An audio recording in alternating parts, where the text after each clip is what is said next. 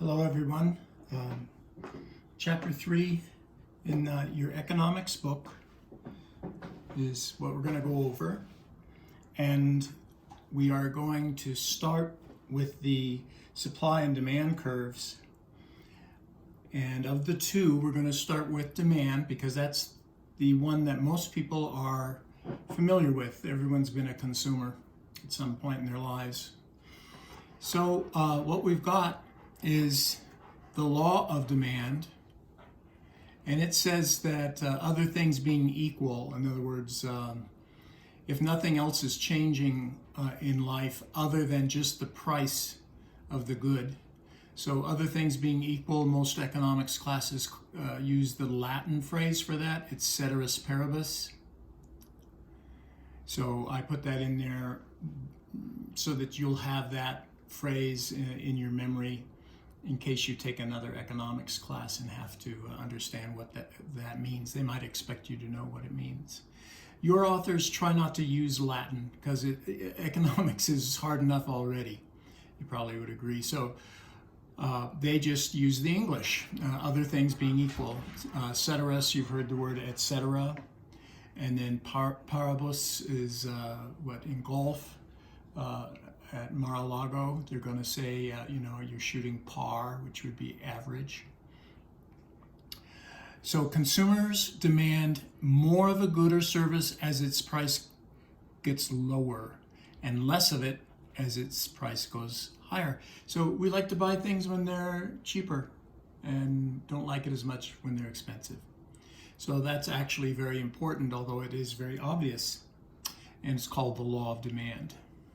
So if we let P be the price of the good and Q is the quantity of the good, I'm going to create a graph here. And on the vertical axis, we'll have the price of the good or service, and on the horizontal axis, we'll have the quantity of the good or service. So this will be a market for just about anything you care to name. So I've drawn a demand curve, and at this level in your textbook, and most textbooks at this level of economics, they assume the demand curve is a straight line. In reality, it would be curved, but that would require that you go and take differential and integral calculus first before you could take this course, which worldwide and actually nationwide is becoming the norm. But we're not doing that here at CNM yet. Drawing in the curve, it slopes down from left to right. That's an inverse relationship. So this law of demand thing creates an inverse relationship between the price and quantity, so that the demand curve slopes downward from left to right. This means as price goes down, quantity demanded goes up, and vice versa. So price going down, quantity going up.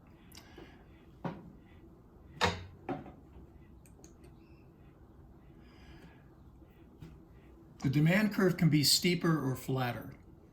So here's what would make it steeper. If there are no substitutes for the good, or if the good is viewed as a necessity, you just have to have it no matter what the price is.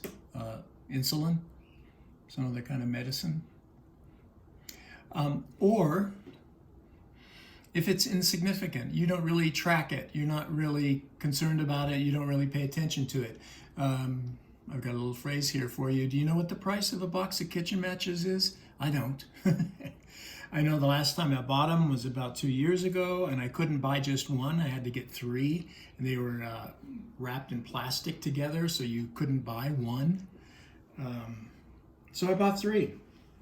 And that's really too many. We only use one every 5 years, so by the time 15 years rolls by, I'm sure they will be somehow lost or destroyed. I had a dog that ate a box of matches once. It's very interesting. I don't know why they did that. So, steeper if it's a necessity, flatter if it's not a necessity. You can do without it. Steeper if there aren't any other substitutes. You can't get something else that'll do the job. You have to have this thing. And flatter if there are a lot of substitutes. Steeper if you don't pay attention to it, it's insignificant. Flatter if it's significant to you, you do keep track of it. Then the next thing will be to go to the supply curve and look at it. So let me show you what a supply curve looks like. You can see it slopes upward from left to right. There's a law for it. The law of supply says that other things being equal, in other words, ceteris paribus, producers will produce more of a good or service as its price gets higher, and less of the good or service as its price gets lower. So as you try to make more and more of something in an economy, say the United States economy, if you're intelligent, which most people are, or have some common sense, they're going to do the cheapest ways first and save the expensive ways till later. That's why it slopes up like that. Microeconomists will call that marginal cost. Macroeconomists just take it as a given and move on because they're not studying the economy at an industry size or smaller. They're studying it at an industry size and larger.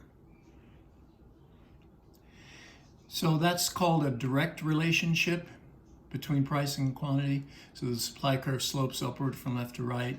So as price goes down, quantity supplied goes down, and vice versa, up and up, right? The law of supply then says that other things being equal, producers will produce more of a good or service as its price gets higher, less as the price gets lower. Okay, so there you go with your two supply and demand curves. Again, supply would also be curved, but we're not going to do that because it would require you to have more math. The supply curve can be steeper or flatter.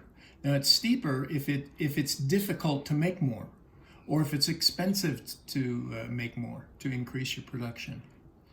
And it'll be flatter if the opposite is the case, if it's easy or inexpensive to produce more. Alrighty, then the next thing I'd like to do will be, I'll stop this video so that it takes forever to upload to my YouTube channel. So I'm going to stop it now and start uploading it, and then I'll create the other video, which is for the Word file that I sent to you.